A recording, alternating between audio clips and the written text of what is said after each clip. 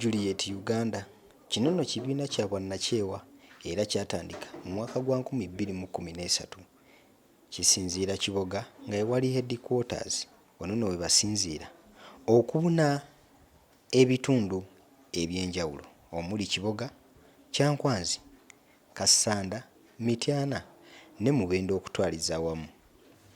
Henry Kini Kiwanuka atubuulira ekibiina kino kiri ku mulamwa ki era alongera otunnyonnyola bantu kika ki be kitunuulidde okuyamba. Bampita Henry Kini Kiwanuka ndi executive director w'ekitongole kimanyiddwa nga Pauline Juliet Uganda.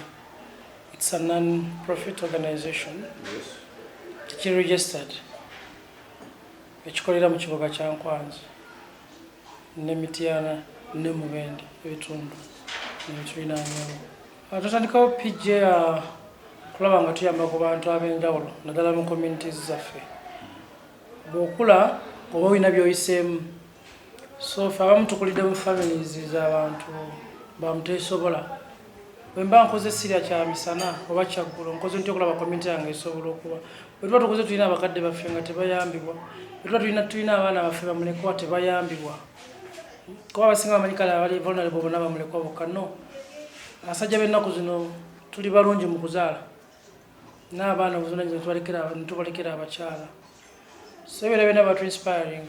Naye nga PJ nga ye best on kye tuyita girl child education and women empowerment. Pauline Juliet ekyokuyamba community kino bazze bakikola enfunda eziwerako ddala gamba nga okuwa abaana ab'obuwala pads ebyetaago by'essomero wamu n'ebirala bingi ddala. Jaffe tuli okwebaka n'abakyala abo naye obuvunaanyizibwa bamaama bano basigala nabo.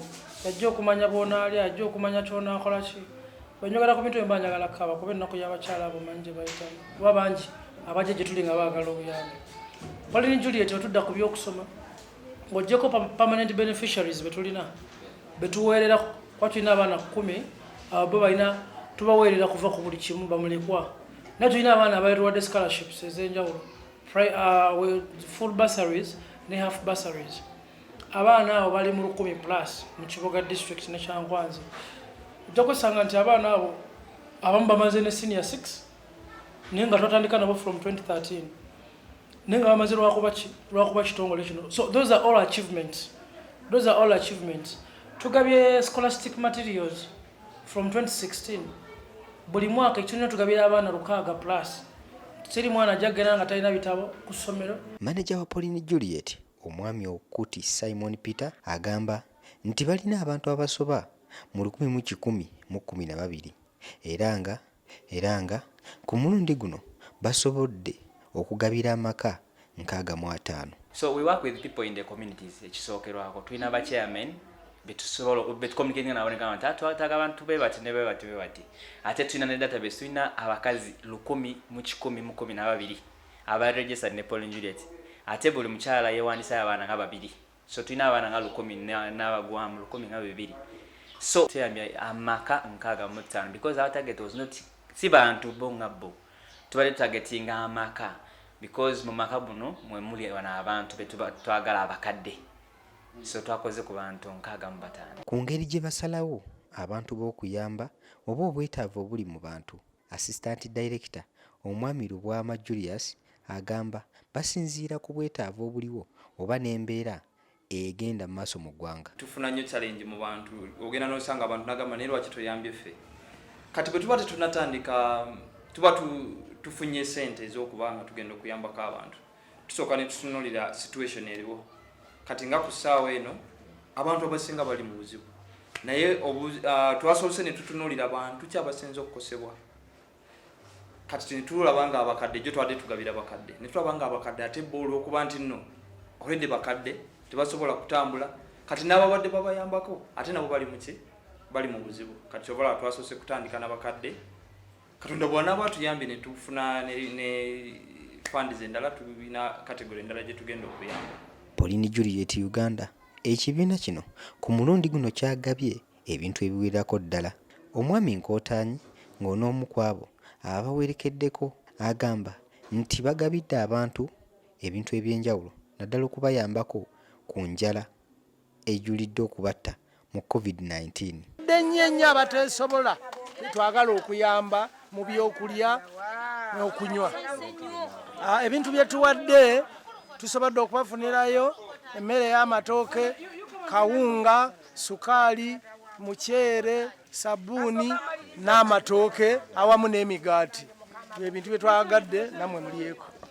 Abakadde bano bangi boogedde ebizibu era n'engeri obuyambi buno gye bubawonyezza okufa enjala.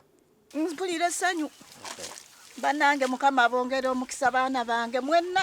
Abazzukulu basukka munana kubanga batabani bange bafa siriimu. Obeewo. Mpulidde essanyu mu Katonda mu mutima gwange, n'abaana abafudde bonna mbeerabidde. Munenga neyanziza nnyo. Nange nsanyuse akawunga katooke kati ngenda kulya naye bannange Mukama wa buyinza bannange. Korona ali kumpisa bulungi era neefaako nnyo ndi mukadde bwenti. Sisobola kutaluuka ate ngenda eri wenkeera nga ntuula wano. Amasanyu mangi nnyo era n'ekibiina nja kweyongera okukibeeramu. Jaba bwembofu jabayo. Onaba korona. Mude nabyo nga sirina. Onyemenye ningamba kanaabeko. Ebambi.